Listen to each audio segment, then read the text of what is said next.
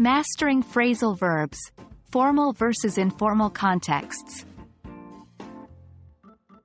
Hello there, English learners.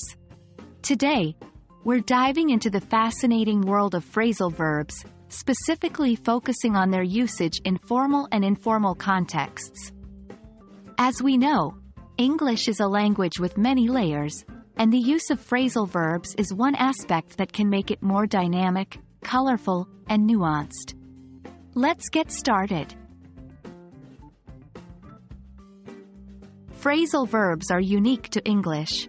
They consist of a verb and a preposition or an adverb, or both.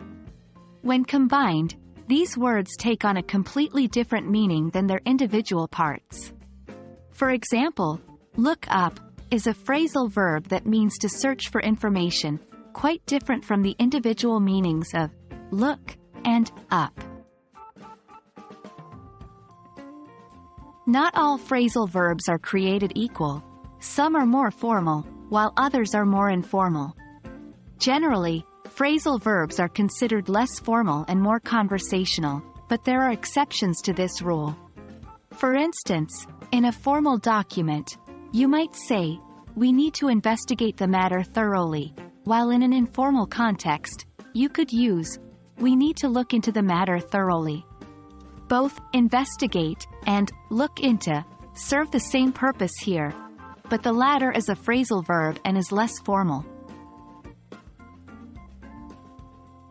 Understanding the difference between formal and informal phrasal verbs is crucial for mastering English, especially when it comes to writing emails, essays, or even just chatting with friends. Some common examples include bring up, informal, versus mention, formal, find out, informal, versus discover, formal, or check out, informal, versus inspect, formal. One way to identify if a phrasal verb is formal or informal is to see if there is a one-word verb that could replace it. Typically, one-word verbs tend to be more formal than phrasal verbs. Remember, understanding when and how to use phrasal verbs can significantly improve your English fluency and comprehension, especially in different formal and informal contexts. Keep practicing and soon you'll master these nuances. Thanks for joining us today. We hope this video has been helpful in your journey to mastering English. Stay tuned for more grammar adventures. Happy learning!